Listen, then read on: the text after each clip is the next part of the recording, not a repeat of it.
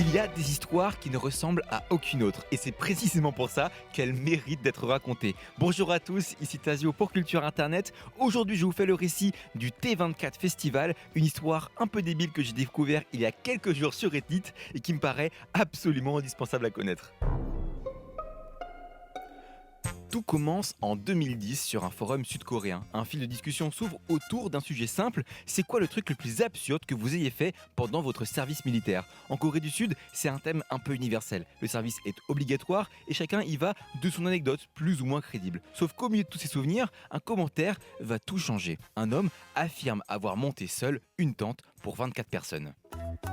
À première vue, c'est ridicule. Une tente militaire pour 24 soldats, c'est un monstre. Les tissus pèsent à lui seul plus de 100 kg, les poteaux centraux aussi. Normalement, il faut au moins 8 personnes, parfois plus, pour l'installer sans se blesser. Alors seul, c'est évidemment un mensonge. Le poste passe inaperçu jusqu'en 2012. Quelqu'un le ressort sur un forum spécialisé en photographie et le message est devenu alors un exemple d'exagération un peu typique, un mythe de soldat. Et là, dans les commentaires, un autre utilisateur pose simplement je peux le faire. Un message signé un certain Level 7 Bug. Et cette phrase, aussi anodine soit-elle, va allumer la mèche. Parce que Level 7 Bug, eh bien, il ne plaisante pas. Il lance alors un pari. Il parie 500 000 won, soit environ 400 € qu'il peut le faire. Qu'il peut monter seul une tente de 24 personnes en moins de 2 heures. Ce n'est plus une blague. Le défi est alors lancé. Et ce qui devait être un simple commentaire devient une affaire nationale. Car contre toute attente, Internet décide de le prendre au sérieux.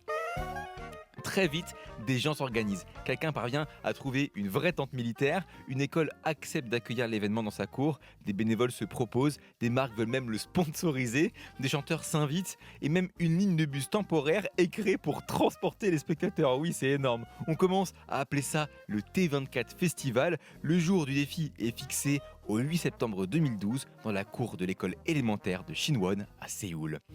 Le jour J, plus de 2000 personnes sont présentes sur place. Il y a des food trucks, des animateurs, une scène, des récompenses, des dizaines de milliers d'autres suivent le live en streaming sur Africa TV, Ustream et YouTube. La Corée a les yeux rivés sur un seul homme. Level 7 Bug arrive à l'arrière d'un pick-up, salué comme une star. Il ne tremble pas. À 15h09, il commence.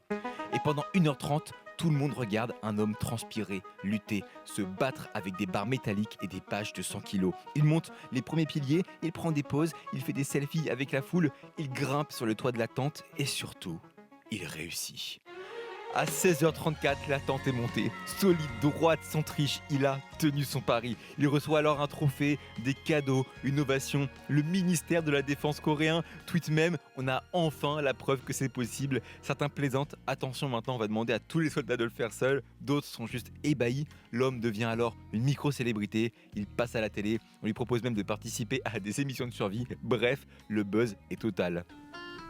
Le T24 Festival, c'est pas juste l'histoire d'un type qui monte une tente. C'est la preuve que sur internet, même les idées les plus improbables peuvent prendre feu et devenir des événements, des souvenirs, des mythes. Ce qui rend cette histoire unique, c'est pas sa nostalgie, c'est sa mécanique. Tout part d'un doute, d'un défi, d'un pari un peu absurde. Et derrière, c'est la communauté qui transforme ce rien en quelque chose. Pas besoin d'algorithme ni d'influenceurs, juste un forum, un gars un peu têtu et quelques milliers de curieux. Certains disent que cet internet-là est mort, enterré sous les recommandations automatiques, les dramas, les formats calibrés pour le scroll infini. Mais ce n'est pas vrai, il n'a jamais disparu, il s'est juste déplacé. Aujourd'hui encore, des TikTok déclenchent des événements éphémères de genre. L'esprit UT24 est toujours là, dès qu'on décide de transformer une idée débile en moment réel. L'absurde, l'inutile, le gratuit, ça peut toujours exister, à condition simplement d'avoir envie d'y croire et de le faire tous ensemble.